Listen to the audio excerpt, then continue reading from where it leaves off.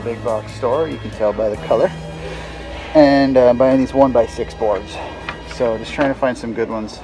You just never know what you're going to get here. And I found that this particular store is not as good as the other big box store for some reason for getting this kind of wood. And I'm getting the 1x6s because they've already got these square edges on them and I can join them together with my Kreg Jig. But these boards are going to become my table. Let's see how it turns out. And we've got the wood here for my tabletop. So I'm going to use my Kreg Jig over here. And this thing is an amazing tool if you've never used one before. I have several videos talking about how I've been able to use this thing, but it just is really awesome for making tabletops and countertops and everything. So let's put this table together, and once again you'll be able to see it in use.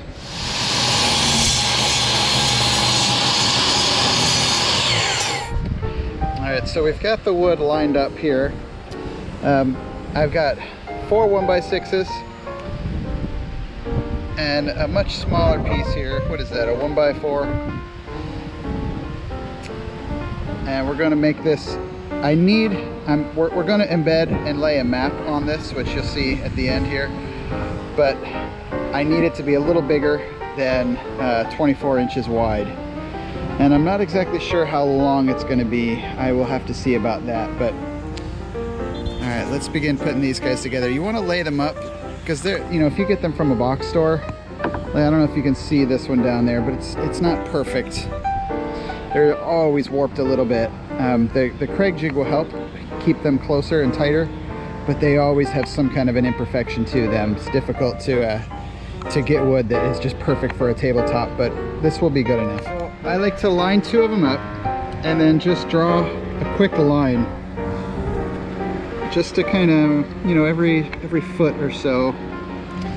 I will line them up and put a screw in there. So once you've got these things marked up, you then need to drill the holes for the jig. So you want to adjust this according to the settings in the manual for the depth of the wood.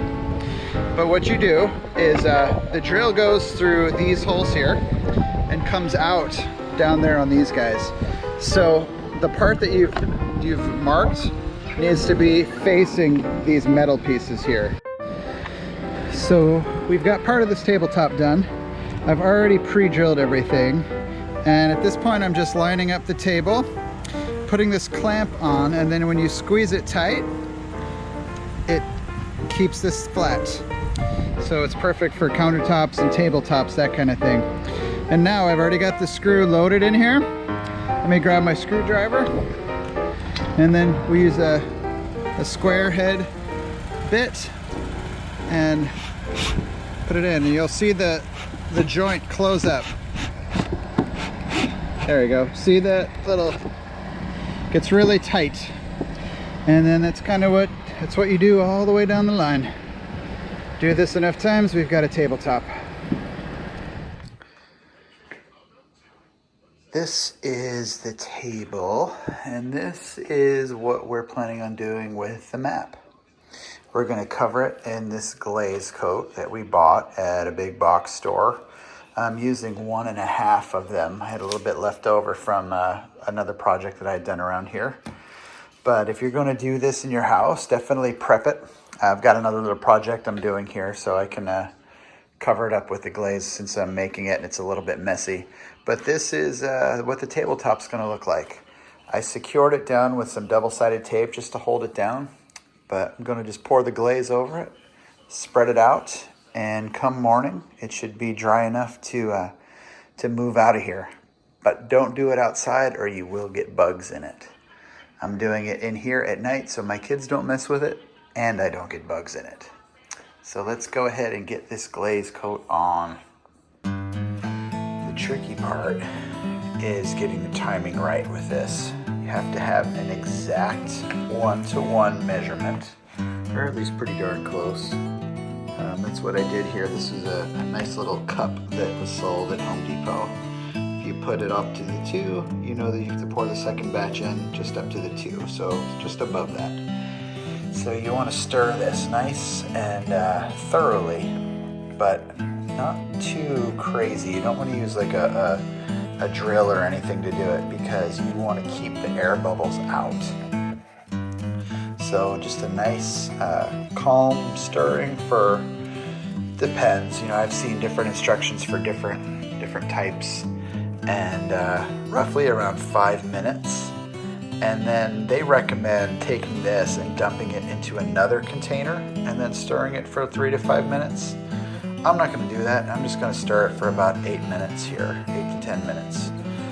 So just you know, hang out and wait. I'm just going to record for 10 minutes. And feel free to use the bathroom or take a break or anything. I'm just kidding. Be back in a second.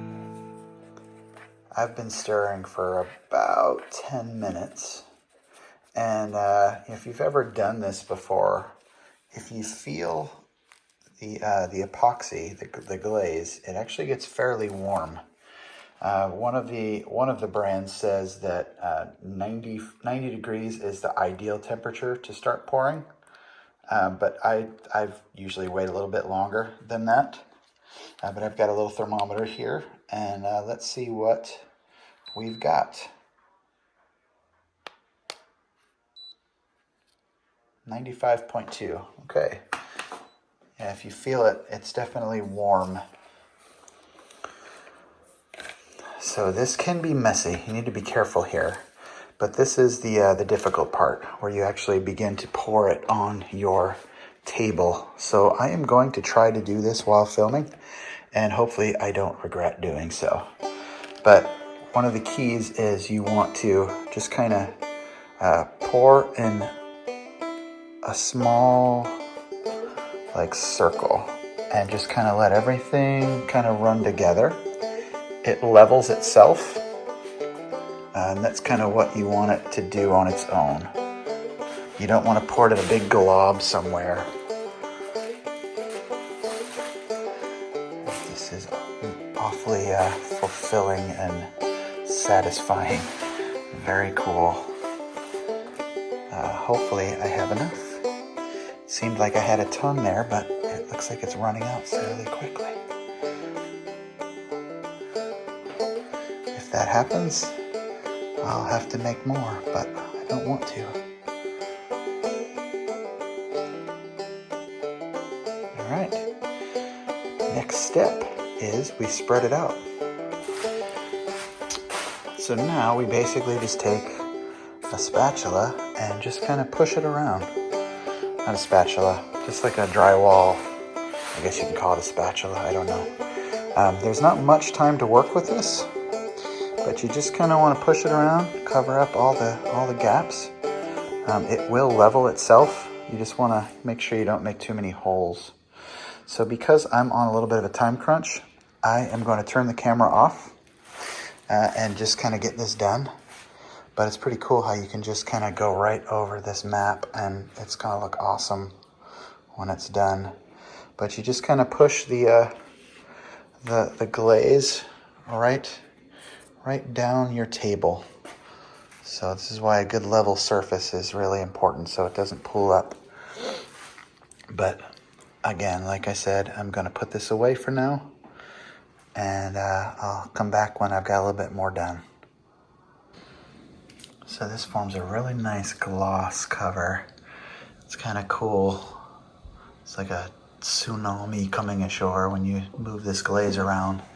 But just make sure you've got good coverage. Sometimes it just kind of, for whatever reason, comes to a spot and it doesn't go there. I just had one like that right around Alabama. For some reason, the gloss or the glaze was not covering Alabama, so not really sure why. But you just want to double check, go over it, make sure you've got just everything covered, and this will self-level as it dries. It takes about 8 hours, I believe. So you just kind of want to leave it in place.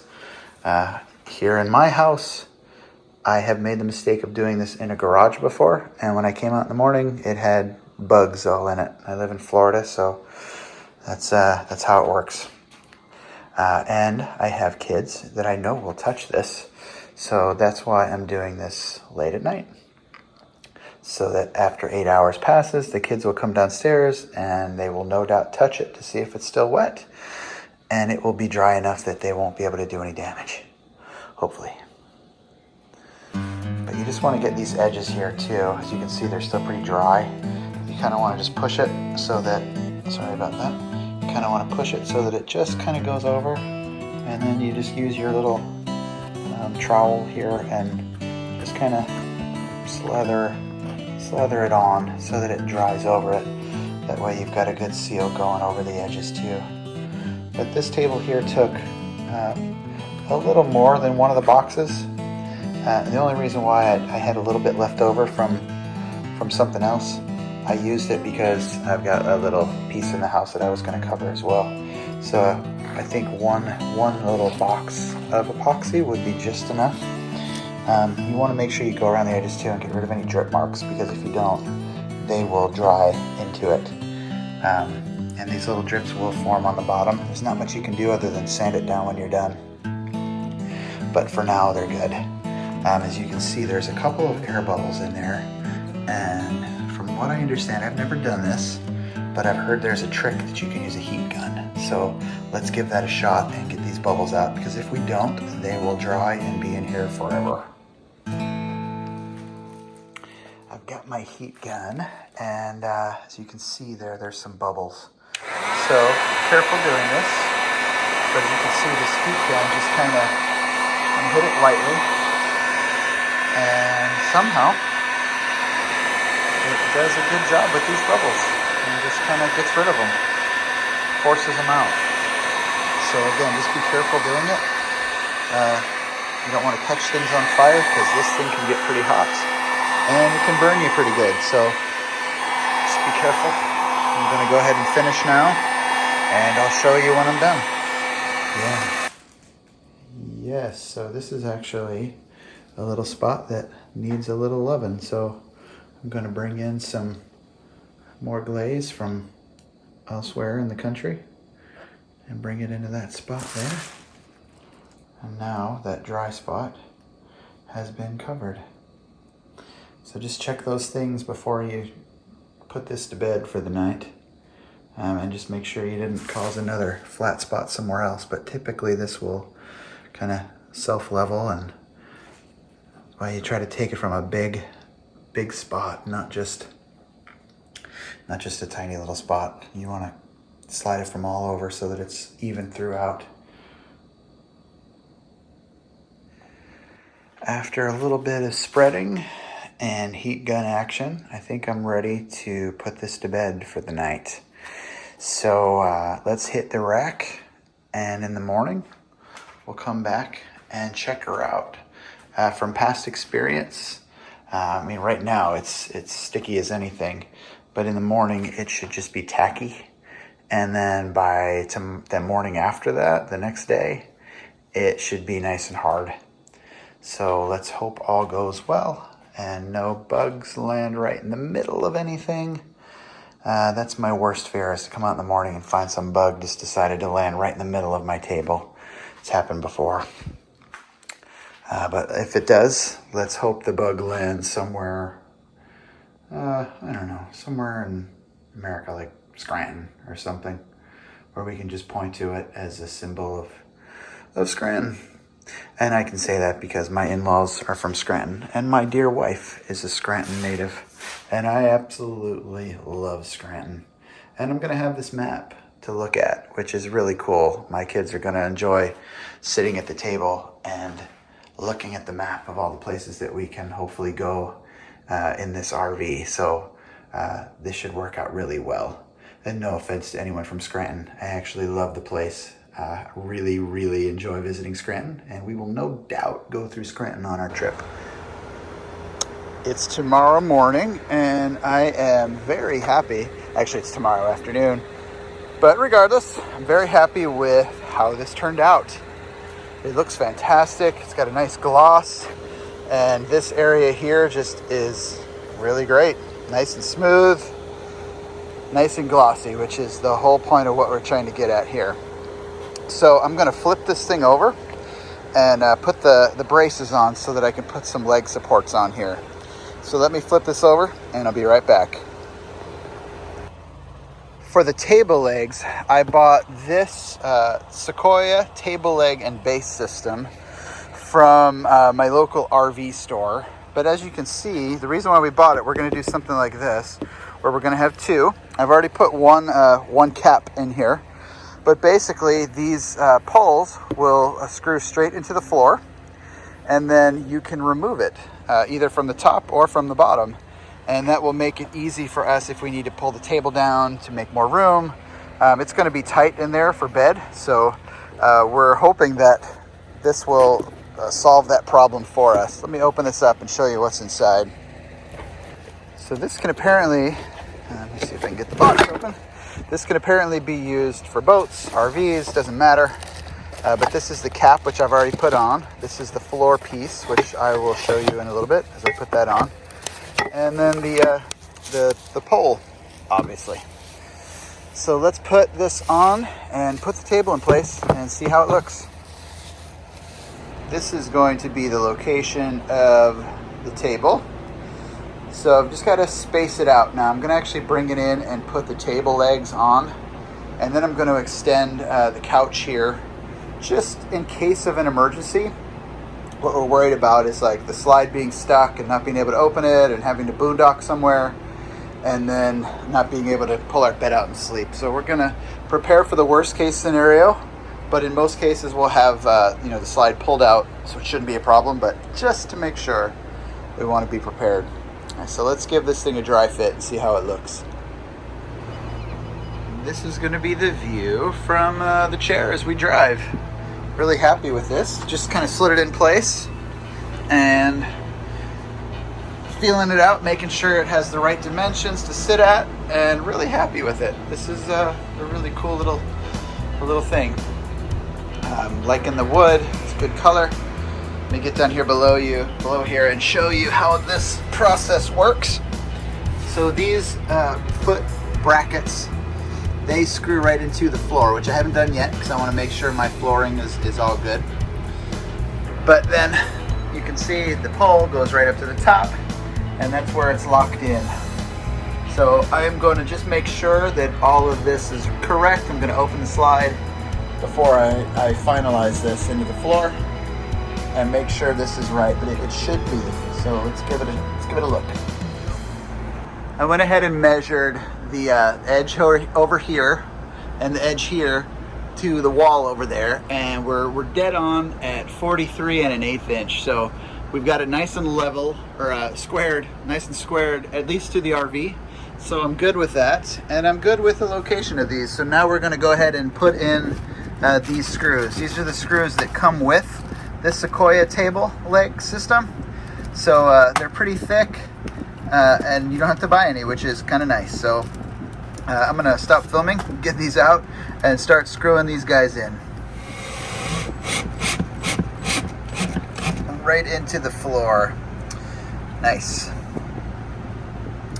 I think there's, 5 on each one? Yep, 5 on each one. I'm gonna go ahead and zip these in. Be right back. I just popped this off real quick just to test it, but this is an example of what we will be doing at night. Amy's feet will slightly come underneath this table, and she's a tad claustrophobic, so that's why we've made this table to be able to be quickly removed.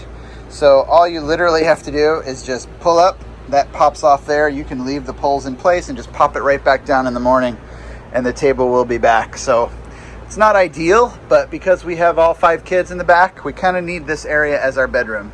So that's kind of how we're going to do it for now. So I'm going to pop this thing back on here. Unfortunately, I need 2 hands, but I think this table is about done. Got my helpers out here. They're going to see the table for the first time, right, guys? Yeah. I'm going to be my little table models, too, to sit down and make sure the height is good. Scarlett out here with us, too. We need to get Kate. She got a leg on her foot. I've got my table models here getting ready to, as we unveil the table for the first time to the kids. You guys are going to sit around the table and make sure that I did all the heights correctly, okay? sir. All right, here we go. Fighting to get in. What do you think? Wow. This is awesome. I did this last night. Oh my gosh. Oh my gosh. Nice. I actually So have cool. been running the world. Sit at the table, guys. Tell me what you think. Here's Harper. Harper. This is so cool. The height is perfect. Yeah, and look, you guys all fit in there. How about that? This is awesome. No more Harper, family look. dinners though. Harper, look. That's awesome. What do you guys think? Ely's on here. Ely. Yeah. It's you don't know Ely?